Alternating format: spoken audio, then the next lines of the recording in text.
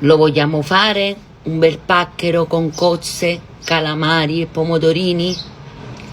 Pigliate carta e penna, venite a presa a me. Per prima cosa facciamo una bella lavata alle cozze sotto l'acqua corrente. Poi le mettiamo nella pentola con un coperchio e le facciamo aprire tutte. Tenetene qualcuna piccolina da parte, cruda. Nel frattempo tagliatevi i pomodorini, metà e metà, così, e li tenete da parte. Stessa cosa, tagliamo il prezzemolo e lo teniamo da parte. Ecco qua, le cozze sono pronte, si sono aperte tutte. Adesso andiamo a sgusciarle. Ecco qua, le ho sgusciate tutte, una ad una. Guardate come sono belle queste cozze. Sono belle, sono brace. Sono come mi partenopee. Adesso vado a filtrare l'acqua di cottura delle cozze. E teniamo da parte.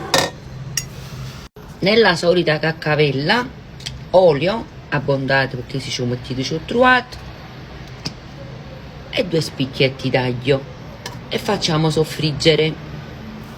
Adesso è arrivato il momento di buttare i calamari.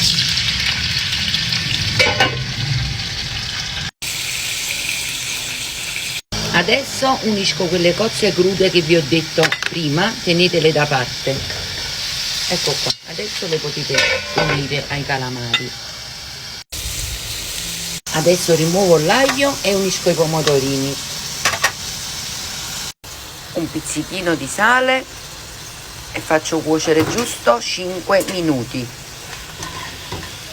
L'acqua bolle e io vado a buttare i paccheri. Ecco qua. Ecco qua, i paccheri sono pronti, prendeteli direttamente dall'acqua che li avete cotti e lasciate l'acqua di cottura da parte. Adesso unisco un mestolo di acqua di cottura delle cozze, ecco qua, e un po' di cozze, così.